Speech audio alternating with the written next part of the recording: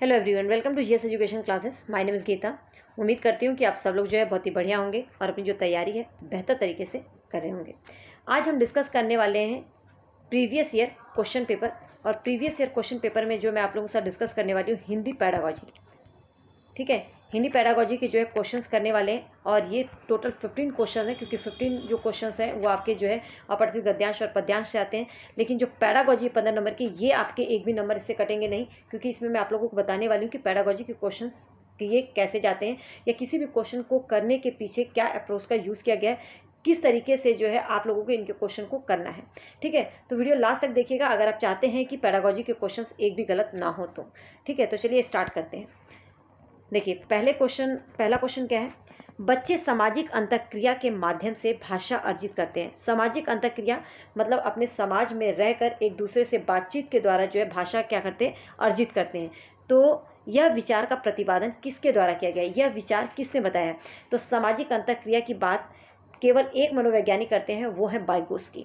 Vygotsky कहते हैं कि बच्चे में जो है भाषा जो अर्जित करता है या उसका जो भाषा का जो अर्जन है वो सामाजिक अंतःक्रिया के द्वारा। तो जहाँ पर भी सामाजिक अंतःक्रिया की बात आएगी तो याद रखिएगा वाइगोस्की। ठीक है, तो ये जो है पहले क्वेश्चन का आंसर क्या होगा, सेकंड। और 106 है क्वेश्चन नंबर, मतलब इसका आंसर जो है आपका सेकंड होगा। नेक्स्ट क्वेश्चन नंबर देखिए, क्वेश्चन नंबर सेकंड बोले या तो 107, हिंदी पैडागोजी का 107। देखिए, एक 7 माह की बालिका, 7 महीने की एक बच्ची है, व्यंजन और स्वरों का प्रयोग करते हुए आवाज़ें निकालती है। ठीक है, स्वर और व्यंजनों का प्रयोग करते हुए वो तरह तरह की आवाज़ें निकालती है। उसके संप्रेक्षण को क्या कहा जाएगा। तो उसका जो संप्रेक्षण है वो इसे क्या कहा जाएगा। तो आप 7 महीने के बच्चे को क्या देखते हैं, वो भाषिक वाक्य बोलने लगता है या मतलब कूजन तरफ स्वनिम ध्वनियाँ निकालता है। नहीं, जो 7 महीने का बच्चा होता है ना वो बबलाता है, तो उसको हम क्या कहेंगे, बबलाना। ठीक है, अब इस सिंपल सा क्वेश्चन था कि 7 महीने का बच्चा, ये तो नहीं है कि पूरा अच्छी तरह से उसके ध्वनि निकल रहा है, तो वो बलबल आ रहा है, मतलब कुछ ना कुछ बोलता रहता है, स्वर और व्यंजन की जो ध्वनियाँ होती है उससे जो है कोशिश करता है। ठीक है, तो यहाँ पे फोर्थ ऑप्शन जो है आपका करेक्ट होगा। नेक्स्ट क्वेश्चन नंबर देखते हैं, क्वेश्चन नंबर थर्ड। ठीक है, 108, निम्नलिखित में से किसे सुनियोजित बातचीत कहा जाएगा। किसे सुनियोजित मतलब कि एक सुनियोजित बातचीत किसे कहा जाएगा, संरचित को, अल्प को, दीर्घ को या यादृश को। तो यहाँ पे जो है आपका ये तीनों ही नहीं होगा, अल्प कम में या ज़्यादा में या यादृशिक में नहीं, संरचित को जो है एक सुनियोजित जो है बातचीत कहा जाता है। Next question number 4। ठीक है, 109। देखिए, विद्यार्थी पाठ्य सामग्री के भिन्न भिन्न भागों को सुनते या पढ़ते हैं। जो बच्चे हैं जो पाठ्य सामग्री उसके सभी भागों को जो है सुनते और पढ़ते हैं। उसके पश्चात कार्य पूरा करने के लिए दूसरों के साथ सूचना का आदान प्रदान करते हैं। इसे क्या कहा जाएगा। कहने का मतलब पाठ्य सामग्री के अलग अलग भाग को जो है वो सुनते पढ़ते हैं, उसके बाद जो है पूरा करने के लिए दूसरे के साथ जो है सूचना का जो उनको समझ में आया वो आदान प्रदान करते हैं। तो इसे क्या कहा जाएगा, इस क्रिया को। तो इसे प्रवाह में बोला गया श्रुतलेख नहीं, संयुक्त श्रुतलेख भी नहीं कहेगा, जिक्सॉ श्रुतलेख, यस जिक्सॉ श्रुतलेख कहा जाता है। जब बच्चे बोलने के बाद मतलब पढ़ने के बाद आपस में जो है अपने विचारों का आदान प्रदान करते हैं तो उसे जिक्सा कहा जाता है। ठीक है, आंशिक तो होगा ही नहीं, संयुक्त भी नहीं होगा। ठीक है, तो थर्ड ऑप्शन जो है यहाँ पे करेक्ट होगा, याद रखिएगा इसे। Question number 5। क्वेश्चन नंबर 5 मतलब 110वां क्वेश्चन देखिए क्या है। एक भाषा अध्यापिका के संज्ञान में यह बात आई कि कक्षा 7 के विद्यार्थियों को कहानी को पुनः कहने में कठिनाई आ रही है। मतलब कक्षा 7 का विद्यार्थी है, वो कोई भी कहानी तुरंत कह रहा है तो उसे कठिनाई आ रही है। इसके कथन प्रवाह नहीं है। कक्षा में जिन शब्दों पर चर्चा की गई वो उन शब्दों को समझ नहीं पा रहा है। तो भाषा संबंधी विकार क्या कहलाएगा, डिस्फेजिया। डिस्ग्राफिया तो लिखने से संबंधित होती है। ठीक है, डिसकैलकुलिया कैलकुलेशन से, डिस्प्रैक्सिया भी नहीं होगा। ठीक है, मस्कुलर से होती है। यहाँ पर क्या होगा, डिस्फेजिया। डिस्फेजिया में मतलब कि बच्चे को जो है जिन शब्दों को बताया गया वही शब्द जो है उसे समझ में नहीं आ रहे हैं, उसको कहानी कहने में समस्या आ रही है, डिस्फेजिया होगा। पहला ऑप्शन जो है यहाँ पर करेक्ट होगा। भाषा संबंधी विकार ये बहुत ज़्यादा जरूरी है, आता ही आता है। देखिए नेक्स्ट क्वेश्चन नंबर जो है आपका 111 क्या है। एक अध्यापिका प्रत्येक सत्र के अंत में अपने विद्यार्थियों का भाषा कौशल पर परीक्षण करती है। ठीक है, अध्यापिका जो है प्रत्येक सत्र के अंत में अपने विद्यार्थियों के जो भाषा कौशल है, सुनना, बोलना, पढ़ना, लिखना, इसका जो है वो क्या करती है, परीक्षण करती है। इससे उसे किस तरह की सहायता मिलेगी? विद्यार्थियों की भाषिक निपुणता का आकलन करने में, भाषा सीखने के प्रति उनकी अभिरुचि का मापन करने में, या उन्हें अंक देने में। अंक देने का कोई मतलब नहीं है पाठ्यचर्या के उद्देश्य, तो उस पाठ्यचर्या का उद्देश्य में तो ये है ही नहीं, ठीक है। तो अगर वो भाषा कौशल के परीक्षण करती है तो उसे ये पता चलेगा कि बच्चे जो है भाषा में कितना निपुण हो पाए हैं, इसका जो वो आकलन करने में जो है सफल हो पाएगी। तो पहला ऑप्शन जो है करेक्ट होगा, ना कि उनकी अभिरुचि का मापन करने में, नहीं। अगर वो सत्र के अंत में विद्यार्थियों के भाषा कौशल का परीक्षण करती है तो उसे बस ये पता चलेगा कि उनकी भाषा में कितने निपुण हुए हैं, ठीक है। क्वेश्चन नंबर 7 बोले या 112, 112वां क्वेश्चन, ठीक है। देखिए क्या है, भाषा की कक्षा में आकलन किया जाना चाहिए। क्या किया जाना चाहिए? यह जानने के लिए कि विद्यार्थियों ने पाठ से संबंधित प्रश्नों के उत्तर याद किए। याद कभी भी किसी भी ऑप्शन में होता है तो वो आपका ऑप्शन होता ही नहीं, याद किया या नहीं, तो ये तो एलिमिनेट हो जाएगा। शिक्षण अधिगम प्रक्रिया के दौरान किया जाना चाहिए। भाषा की कक्षा में आकलन किया जाना चाहिए शिक्षण अधिगम प्रक्रिया के दौरान, मतलब जो फॉर्मेटिव असेसमेंट होता है, टीचिंग लर्निंग प्रोसेस के दौरान जो आकलन किया जाता है वो सबसे बेस्ट होता है, क्योंकि उससे जो है तुरंत पता चल जाता है बच्चों को क्या समझ में आया या क्या नहीं। यह जानने के लिए अध्यापक को पढ़ाने में कितना निपुण है, इसका तो पता ही नहीं लगाना है। भाषा की कक्षा में आकलन किया जाना चाहिए, बच्चों का आकलन करना कि नहीं कि अध्यापक का। पाठ पूरा कराने के पश्चात किया जाना चाहिए, पाठ को पूरा कराने के नहीं, पाठ को पूरा कराने के बाद तो अगर बच्चे को नहीं समझ में आया तो क्या फिर से पूरा टाइम लगेगा। इसीलिए बीच बीच में जो है कराना सबसे बेस्ट रहता है। क्योंकि उसमें जो है तुरंत ही पता चल जाएगा कि बच्चे को कहाँ से समझ में नहीं आया, तो तुरंत मतलब कि आपका पूरा टाइम वेस्ट नहीं होगा और आप अपने मेथड को बदल के बच्चे को जो है बता सकते हैं। तो शिक्षण अधिगम प्रक्रिया के दौरान जो आकलन किया जाता है वो सबसे बेस्ट होता है। ऑप्शन नंबर 2 जो है करेक्ट होगा। किसी भी पैडागॉजी में इस तरह का क्वेश्चन हो तो याद रखिएगा, आकलन वाले में शिक्षण अधिगम प्रक्रिया के दौरान, टीचिंग लर्निंग प्रोसेस के दौरान किया गया जो असेसमेंट होता है वो सबसे बेस्ट होता है। सेकेंड ऑप्शन जो है इसका करेक्ट होगा। क्वेश्चन नंबर 8 मतलब कि 113 क्या है, देखिए, कोड मिश्रण और कोड परिवर्तन के बारे में कौन सा कथन सही है? बहुत ही बड़ा है, थोड़ा ध्यान से देखना है। कोड मिश्रण क्या होता है? जब कोई एक ही वार्तालाप में 2 या अधिक भाषाओं के विकल्प के रूप में इस्तेमाल करते हैं।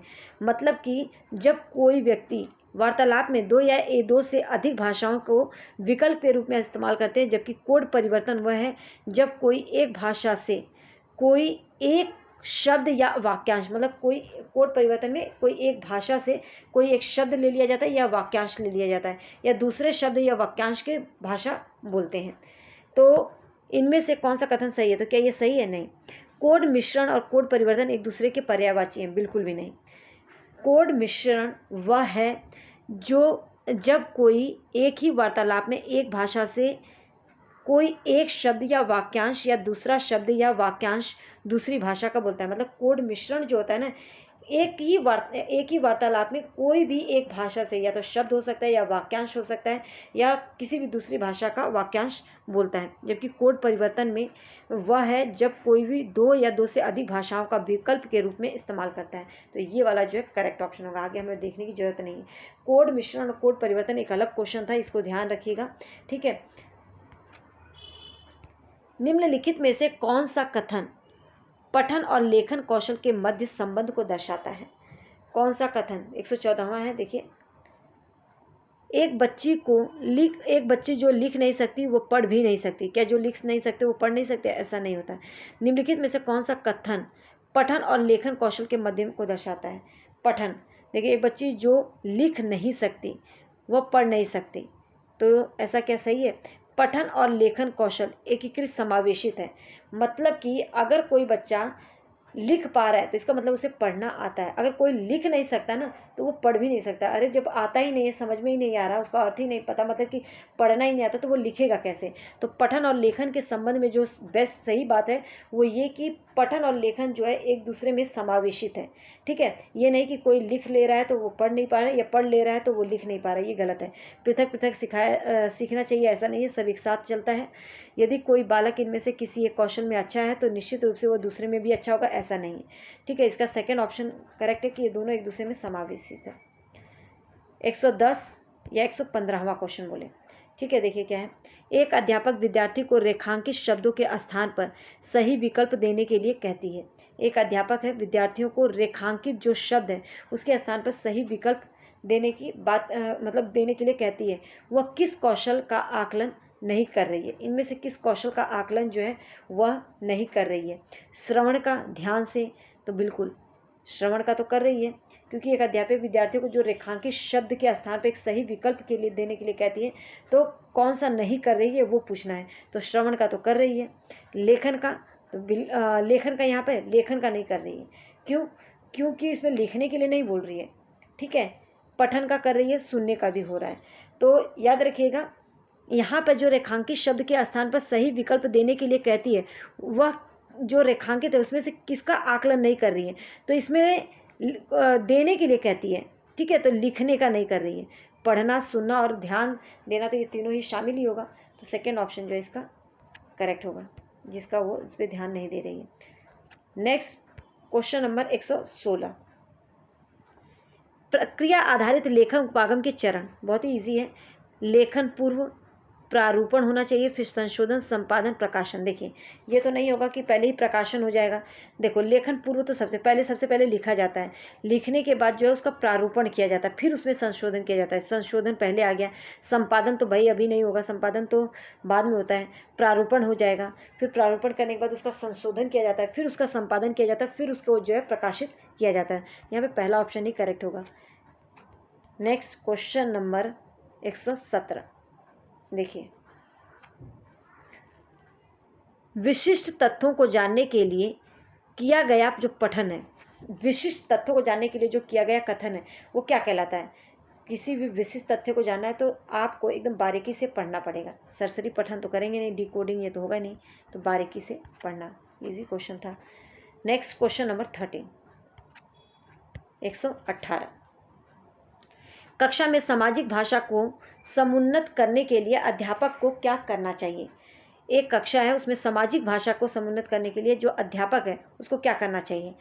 तो विद्यार्थियों को बाल दिवस पर रिपोर्ट लिखने के लिए कहें, विद्यार्थियों को एक दूसरे के साथ अंतःक्रिया का अवसर दे। देखिए अवसर कभी भी ऑप्शन में आए तो वो सबसे बेस्ट आंसर होता है। ठीक है, ये आपका नहीं होगा क्योंकि यही आपका ऑप्शन आ गया अवसर देना, तो आपका सबसे बेस्ट ऑप्शन जो है सेकेंड ऑप्शन 13। ठीक है, next question, question number 119। Question number अब क्या है ये? 119। ठीक है, 119, अध्यापिका ने शिक्षार्थियों को कक्षा पुस्तकालय से कहानी की पुस्तक चुनने और व्यक्तिगत रूप से पढ़ने के लिए कहा। जो अध्यापिका है उसने शिक्षार्थियों को जो कक्षा पुस्तकालय है वहाँ से कहानी की पुस्तक चुनने के लिए और उसे जो है खुद से मतलब सेल्फ सबको पढ़ने के लिए कहा है। वह किस तरह के पठन को समुन्नित करना चाहती है? तीव्र पठन को, विस्तृत पठन को, समालोचनात्मक पठन को, सहभागी। देखिए सहभागी और तीव्र पठन तो होगा नहीं। यहाँ पे जो अध्यापिका कह रही है ना वो विस्तृत पठन के लिए। ठीक है, विस्तृत पठन की बात करिए, ना कि वहाँ पे चिंतन मनन करना है, उससे समालोचनात्मक चिंतन की भी बात नहीं हो रही है।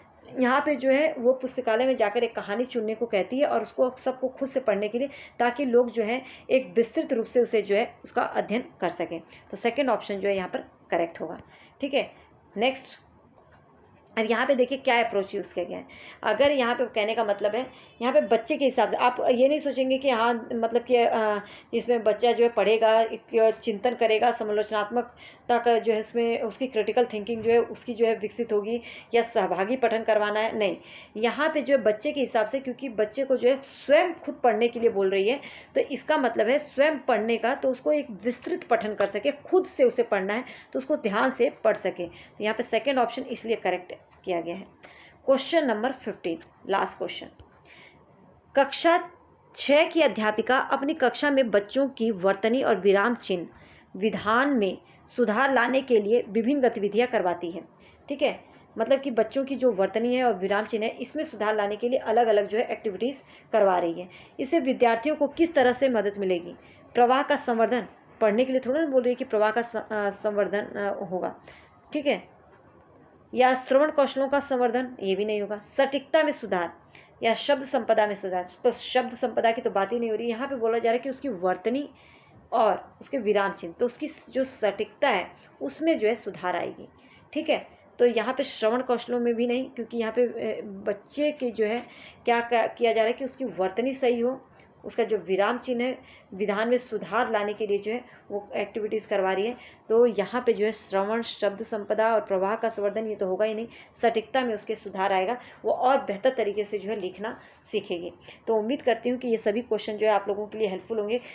ये जो मेरा जो ऑप्ट करने का मकसद था, इसका मेन यही कि आप लोगों को पता चले कि ये किस तरह के क्वेश्चंस आते हैं, और ये थोड़ा हार्ड पेपर था, ठीक है। अगर मैं भाषा 1 की बात करूँ, लैंग्वेज 1 ये हिंदी की बात करूँ, तो उसमें जो है ये थोड़ा सा अलग था, इसलिए मैंने जो है आप लोगों को करवाया। ये 17 जनवरी का जो है पेपर है, ठीक है। तो उम्मीद करती हूँ कि आप लोगों को जो है चीज़ें क्लियर हो गई होंगी। ऑल द बेस्ट, बस लगे रहिए एंड कीप सपोर्ट। आपको जो है एक अच्छा स्कोर करना है तो आपको सबसे ज़्यादा से ज़्यादा जो है इस पर प्रैक्टिस पे फोकस करना पड़ेगा। All the best.